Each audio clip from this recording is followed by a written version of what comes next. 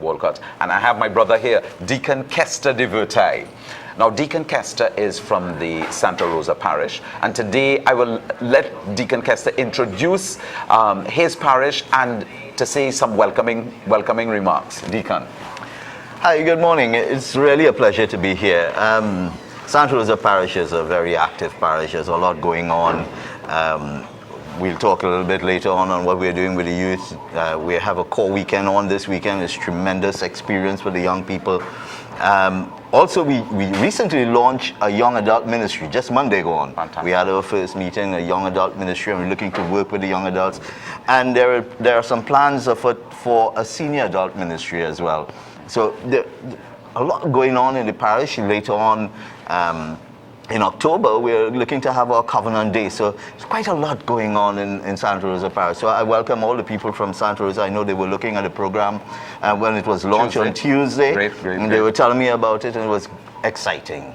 All right. Well, we have an exciting time. We're going to be doing a lot of bringing you issues and ideas of what's going to be happening throughout the archdiocese, and the deacons are going to bring a different perspective.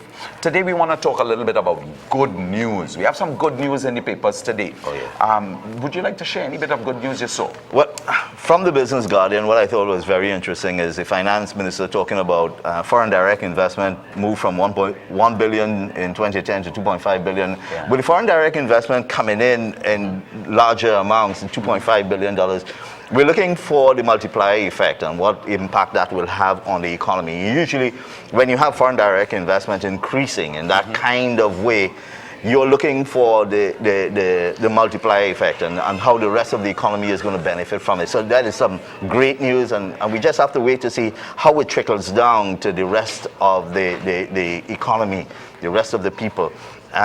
Foreign direct investment is one of the main drivers in the economy and causing it to boost its own economic advantages. Great.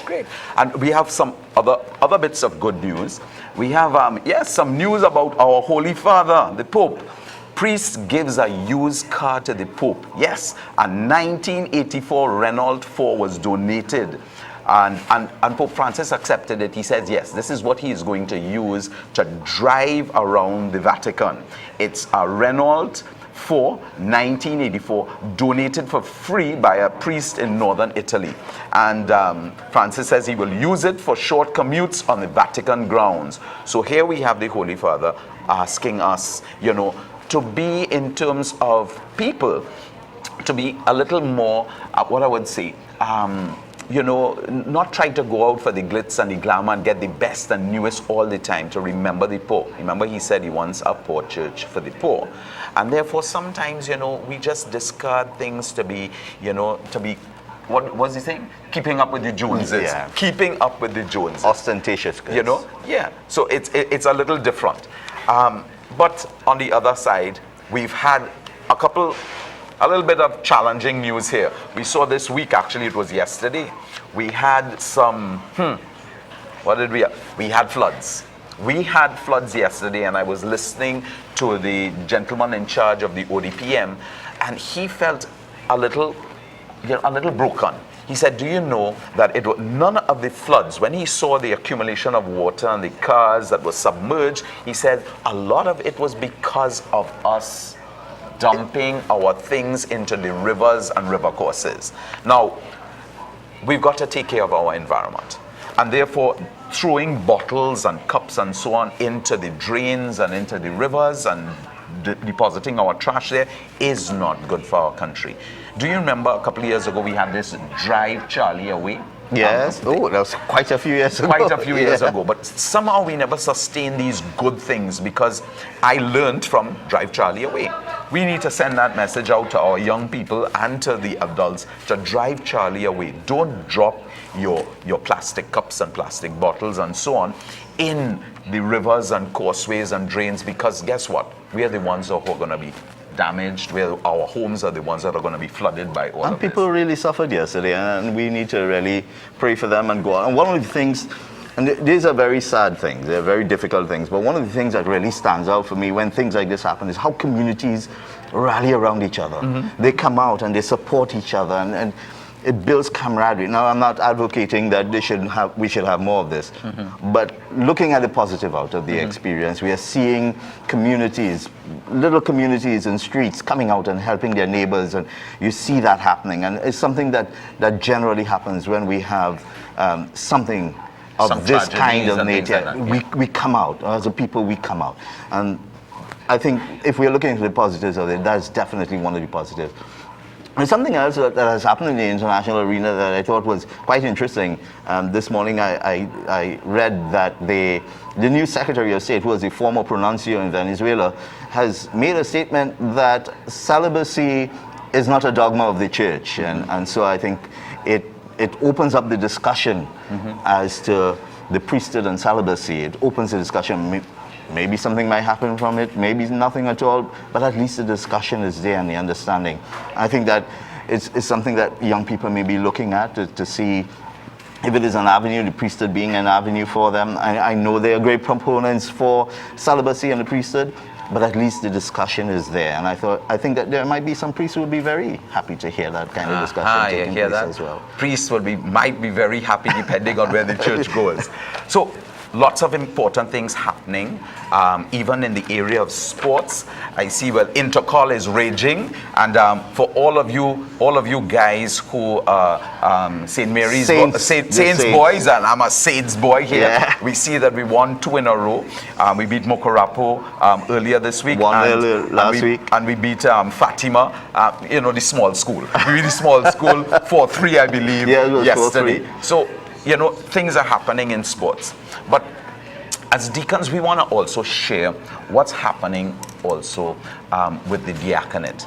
Just to share a little bit with you on the whole thing on diaconate. I know that there are many people outside there who still don't understand the ministry of the diaconate, how it started, what is the role of the deacon, where our boundaries lie, and so on. And so Kes is a wonderful person to share with me on it, and so to open the discussion so that those of you out there who are a little bit confused in terms of, you see a deacon on the altar and you want to know, is he a priest? But I think he's married.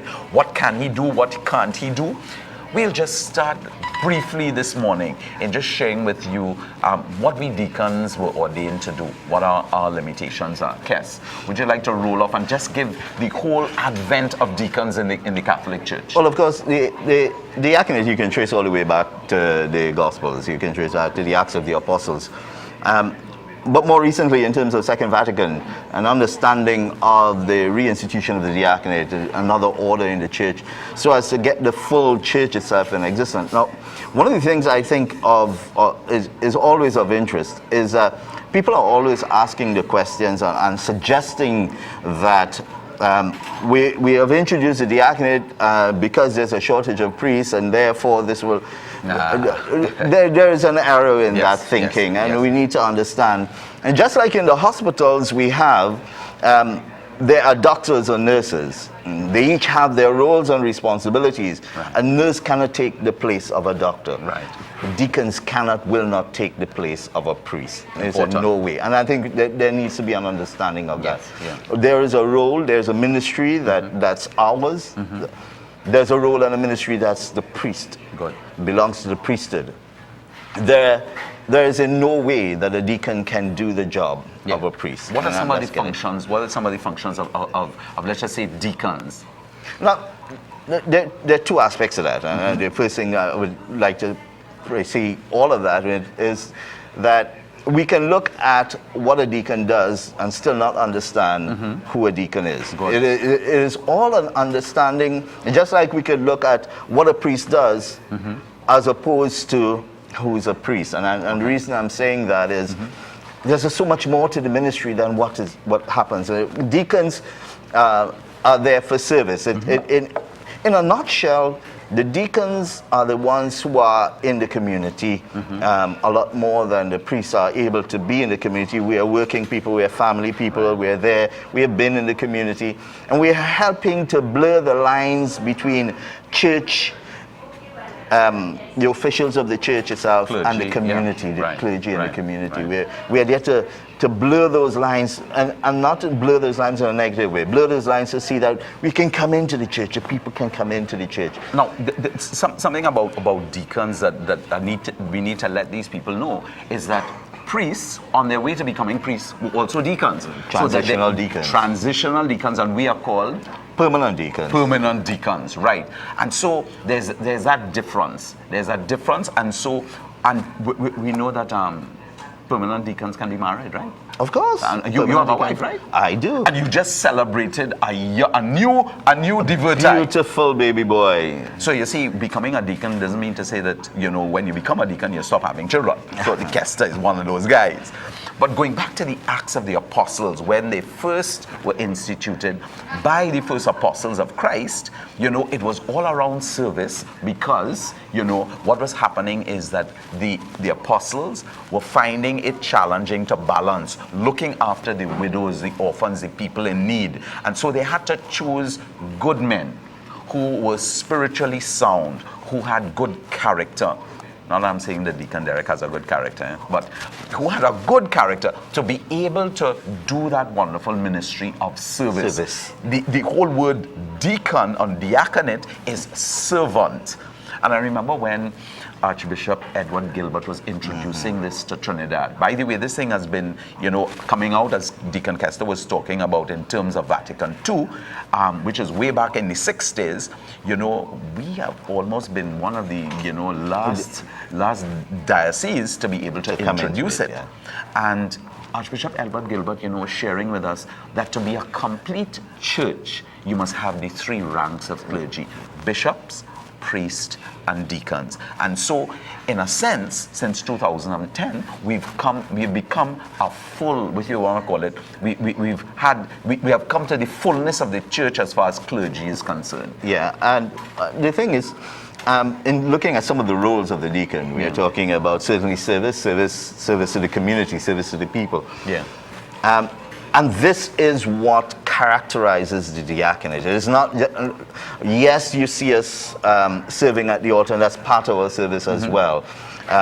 Reading the gospel, and you will see that at the ordination, you'll see a Deacon Patrick Lawrence will be reading the gospel. Right. There's some parts of the liturgy that are assigned for the deacon, and that's the deacon's responsibility. But now, because of the certain challenges we have in certain parishes, even in my parish in Santa Rosa, you find that I will be doing a lot of services. And it's very difficult for the faithful, especially those of us who have had the experience of always having a priest. And that's a challenge. It's a challenge, Yeah. and it requires a shift in thinking.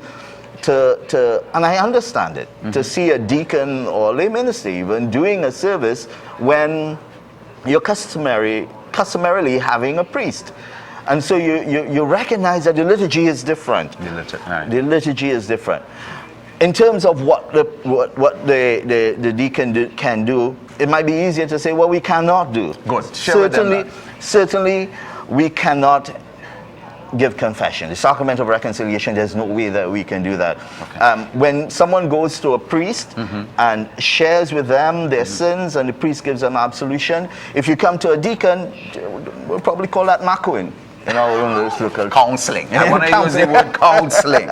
But we can't absolve the person on behalf of Almighty God. We have no authority to do that. Nor as most important, we do not have the authority to consecrate. Consecration. Because sometimes at a service, I've had people say, well, I didn't see the difference.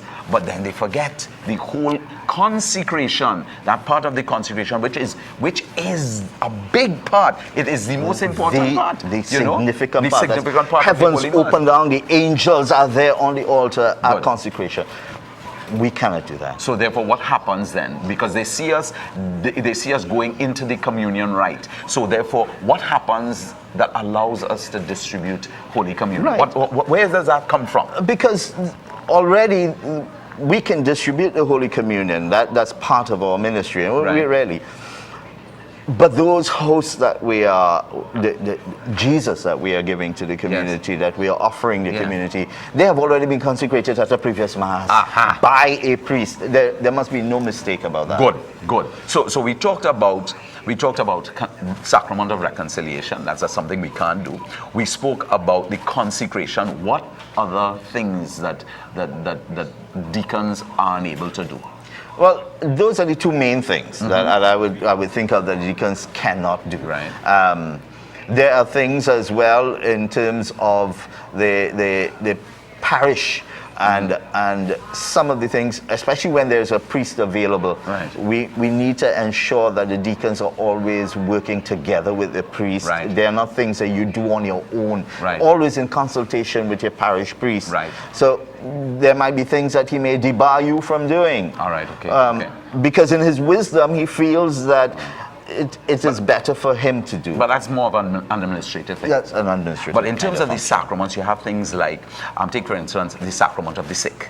You know, we the are anointing, unable to do that. And that's a little technical thing, because with the sacrament of the sick, two things happen. You know, you have anointing, and therefore with the anointing and with the prayers, the person's sins are forgiven. So that falls under reconciliation bit, because the person's sins are forgiven during this. Then there's holy orders and there's confirmation. You know, so some of these sacraments, we are definitely out of it. But there are some things that we can do, like marriages. Right. We can do baptisms. Another thing that we have to be careful, the faithful must understand, is that when it comes to oils, there's this thing in Trinidad that we have, and people are using oils and they're bringing and they're looking to bring it to the deacon. We cannot bless the oil. Right. That's not within our authority to do that. We do not have the faculties to bless those oils. That's only left and reserved for the priests. Okay. So those are some you see some of the things, and we're going to be talking more and more throughout your breakfast with us. You know, some of the things that we're doing, because deacons are working throughout the diocese. We have deacons in Tobago, we have deacons throughout Trinidad and Tobago, and they're doing some tremendous work, assisting our parish priests, and we report to the bishop, assisting him in terms of, in some parishes, administering some parishes, assisting priests in carrying out of ministries, because we have a huge shortage of priests. So we want to ask all of you young men and mothers and fathers looking on at the program, offer one of your sons, offer one of your daughters to become a nun, one of your sons to become a priest, consecrate them to Almighty God. You know, we need vocations, because as we just shared, priests cannot be, let me reverse that. Deacons cannot take the place of priests, and we need to understand that. So we need young priests, but we also need deacons. So all you men outside there who are married and who would like to offer yourselves, I believe shortly we may be having a next intake of permanent deacons. So please listen out for it. It's got to be people who are active in their parish, who have that love for Almighty God, and so on. But we want to go back to Deacon Kester, and we want to talk about the core and what's happening with core, and why is core important. What have you been part of core? Share with us. I have been part of core ever since I did core myself as a candidate somewhere in the 80s. It's too far back to remember. I have too many gray hairs to remember that one. But core is a fantastic experience for a young person, and the Youth Commission has been working assiduously to ensure that core retreats are returned to the parishes, they come to the parishes. We in Santa Rosa, this is the second one consecutively that we're having. We had one last year, and we're having another one this year. And in fact, this is this weekend coming. Core is an encounter with Christ in the most powerful way. And over one weekend, I have seen changes in our young people. I can tell you stories about the changes and the family life that has improved. Core is an experience of family life. It creates an environment of family life and love. It stands for, it's an acronym, COR, an acronym for Christ in Others Retreats, or Christ or Redeemer. And of course, core is from the Latin of the heart, and that's where a lot of the work takes place, in the heart of those young people. And what happens on a weekend? There is much that I can tell you that happens. There's also much that I cannot tell you. One of the peculiarities of core itself is that there are a lot of surprises Yeah. And there are very pleasant surprises for these young people in store for them. Surprises that will help them to understand the church. Surprises that will help them to understand themselves. Surprises that will help them to understand families and family life. The Youth Commission has looked at an EFM approach to youth ministry, encounter, formation, and mission. And you would find Brother Winston Garcia keep talking about this encounter and formation and mission. CORE achieves the purpose of encounter. So it's the encounter part, the encounter of Christ. The encounter of Christ. Beautiful. But also, what is important with CORE is not just the experience. That's only the start of the journey. The journey continues when you have formation. Yeah. An encounter after the weekend experience, the adults in the parish, many adults involved in the CORE, in the background, in the foreground, they provide support for these young people for a period of time of 9 months thereafter. They journey with these young, so that they encounter the formation, and during that formation time we try to encourage mission as well. Excellent. So those are the three main tenets of which this CORE is based on, or which EFM, right? Encounter, formation, and mission. And you know, we had part of one of the things that we do, one of the modules of the encounter side is Life in the Spirit seminar. Another one is Alpha for Youth, you know, and we've had the encounter, not the CORE side, but one of the tenants. We had Life in the Spirit seminar for youth on August the 23rd to the 25th in the Northern Vicariate. We are coming to the Eastern Vicariate in October. I think October, you all are around the 12th, 13th, 10th, 11th, 12th, and 13th of October. And then we are going to the Eastern Vicariate, that's the Eastern Vicariate. Then we are going to the Central Vicariate at the end of October. Again, Life in the Spirit seminar for the entire youth of the Vicariate. And we're looking at young persons between the ages of confirmation age and up to age 35. That's considered by the church youth. So you're going to see the bandwagon going out. In today's Catholic News, or this weekend's Catholic News, you'll get an idea of the schedule. So look out for us. A number of deacons are involved, young people are involved in this whole movement of the encounter. Deacon Kess, he is on the CORE side. You have some of the other deacons involved in the Youth Alpha. A couple of us, like Sheldon and myself, we are involved on the Life in the Spirit seminar side. And we want to encourage you to get your youth to come out to the Life in the Spirit seminar, which will be happening in every single vicariate. And as Deacon Kess was sharing, EFM, encounter, formation, and mission. And I know Archbishop has a wonderful idea in terms of mission for our youth and the church in general, but mainly for the youth, so that we keep them involved in building church, that throughout their lives they always see a place for them in church. And that's been a challenge for them, yes. I thought it was quite indicative of our Archbishop's approach, especially his focus on youth and attention to youth. Very, very early on, he opened his home. And remember when we went to Grace Before Meals. Grace Before Meals. You remember that? Grace Before Meals. It was tremendous. Yeah. The Archbishop was saying something to all of us. Yes. That he was opening his arms, he was opening his home. Something different. It was radical in a sense. You know he could cook? He barbecued for the youth, you know. I stood next to him. I stood next to him and we barbecued. And it was a great opening up. And a statement quite clearly stating, I am for the young people. How did they feel? Was there a good response to his invitation? I think there was a great response to his invitation. The young people were joyous. They were happy. They got close to their bishop. Yeah. They were able to walk with him and talk with him and brush shoulders, bounce into him. And he's such a jolly soul. When he seems his youth suddenly comes apart and he's open when he's among the young people. Fantastic.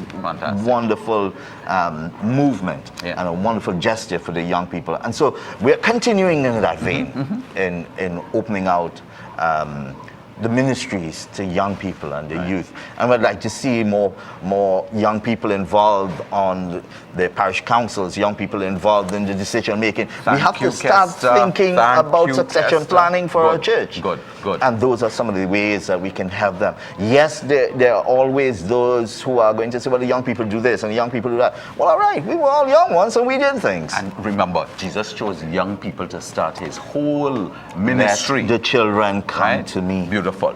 Well, we want to, I know as we're winding down, there are a couple of things that we want to talk about, because as Kes was talking about the Archbishop, I want us to remember about the Archbishop's appeal. So I brought my poster out and we see Cathedral in Crisis, the Restoration Project, the Cathedral of the Immaculate Conception. Donate today. Actually, what we are having launching this weekend is Text to Save. You know, it's a whole drive where we can use our mobile phones to donate towards the Archbishop's appeal. And so you have Text to Save, telephone, text number 27283 if you want to give $500. Text to Give 24483 if you want to donate $100, and text to Hope 24673 if you want to donate $50. So, or you can just make a deposit in any bank of Trinidad and Tobago, RC, APB, POS, Archbishop's Appeal. You have Republic Bank, you have Scotia Bank, Royal Bank, and First Citizens Bank. All the main banks are there where you can donate to the Archbishop's Appeal, the Restoration Project. But something I want to share with everybody here as we look at this is that whenever we donate to the Archbishop's Appeal, I'm going to put this down.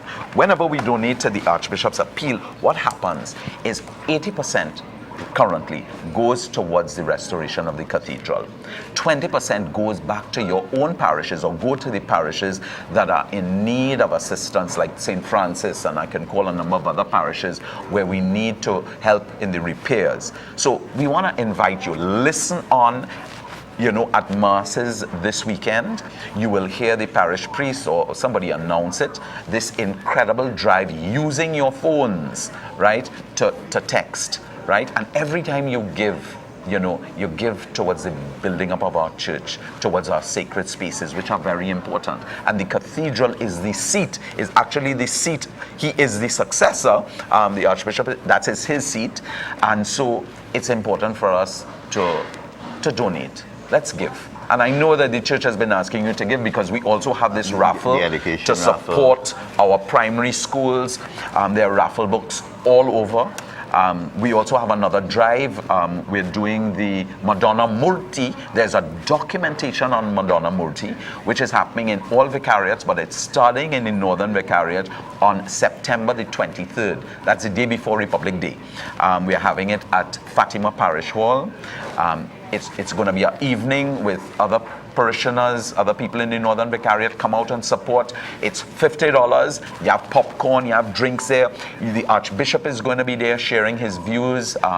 We have Father Martin Sergio, another theologian. He's going to be sharing with us, because sometimes we have a little conflict. The Madonna, the Black Madonna, is one of 14 in the entire world, right? And where this black statue, which for us, is the image of Our Lady. And it's interesting. I don't want to tell you too much, but just want to let you know it's one of 14 in the world. And we have many people talking about miracles that have occurred when they have went there.